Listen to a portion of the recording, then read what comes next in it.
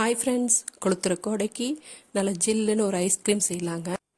ஈஸியாக வீட்டிலையே ஹைஜீனிக்காக செஞ்சிடலாங்க. வெளியில் வாங்கி சாப்பிட்டா கெமிக்கல் தாங்க. பாதாம் முந்திரியை கொஞ்சம் நேரம் நல்லா ஊற வச்சுக்கணுங்க. பால் 1.5 லிட்டர் அளவுக்கு காய்ச்சிட்டு இருக்குங்க.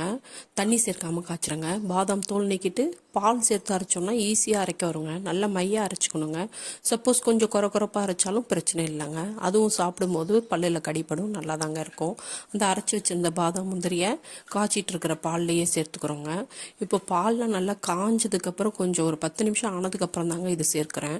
இன்னும் கொஞ்சம் பால் வத்துனதுக்கப்புறம் சர்க்கரை 75 கிராம்லேருந்து 100 கிராம் சேர்த்தா போதுமானதாக இருக்குங்க. இன்னும் கூடுதலாக சுகர் வேணும்னாலும் சேர்த்துக்கலாங்க. இன்னும் நல்லா பாதியாக பால் வத்துனதுக்கு அப்புறமா இந்த பால் பவுடர் நான் சேர்த்துக்கிறேங்க. இது கொஞ்சம் கூடுதலாக சுவையை கொடுக்கும். இது சேர்க்கணும்னு அவசியம்லாம் இல்லைங்க, ஆப்ஷனல் தாங்க. வேணான்னா சேர்க்காம கூட விட்டுடலாங்க. இது கொஞ்சம் டைம் எடுக்குங்க. நேற்று மதியம் செய்ய ஆரம்பித்தேன், இன்றைக்கி காலையில் தான் எங்களுக்கு ரெடி ஆச்சு. இப்போ பால் கொஞ்சம் நல்லா வத்துனதுக்கப்புறம் நான் கலருக்காக மஞ்சள் தூள் ஆட் பண்ணிக்கிறேங்க. சாஃப்ரான் இருந்தால் சாஃப்ரான் சேர்த்துக்கலாம். என்கிட்ட குங்குமப்பூ இல்லை, அது இருந்தால் பாலில் ஊற வச்சு அந்த கலரை கூட நம்ம சேர்த்துக்கலாம்.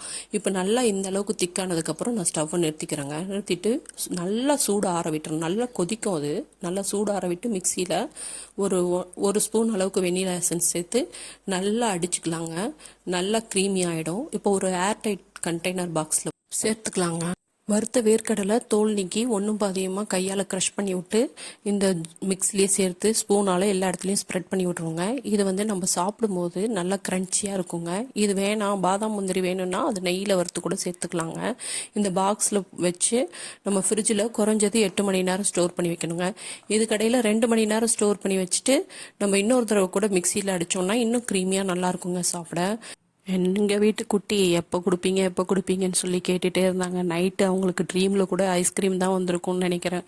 அதான் அந்த குழிக்கரண்டியால் எடுத்து ஒரு ஸ்கூப் காமிக்கலாமா அப்படின்னு சொன்னது. அது வரைக்கும்லாம் வெயிட் பண்ணல. எனக்கு பீசஸ் போட்டு கொடுங்க, நான் சீக்கிரம் சாப்பிட்ணும். வீடியோ எடுத்துகிட்டே இருக்கீங்களே, மெல்ட் ஆகுதே, எனக்கு வேணும்.